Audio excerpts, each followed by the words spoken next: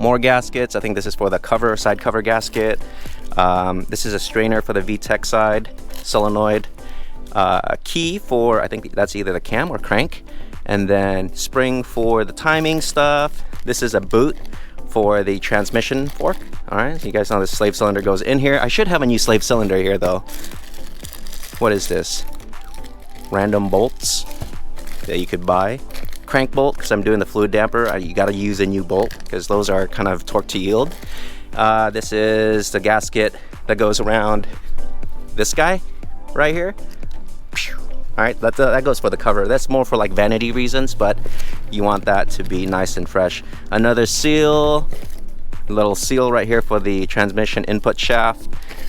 Honda Bond again, more seals, another seal, cam seals. I don't know what this is. O-ring of some sort? I don't know what O-ring that is.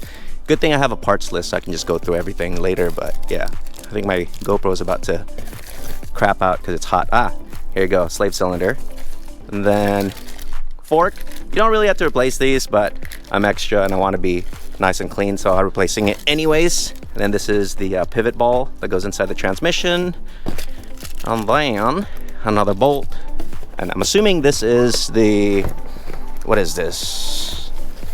Oil. This might be the oil pump. Wow. Yep, it's the oil pump. The oil pump is a huge piece, dude. Look at this. This is the whole side of the engine right here.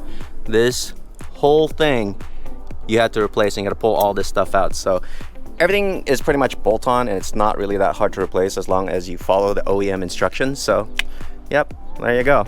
$1,500 worth of OEM crap to make my stuff bulletproof.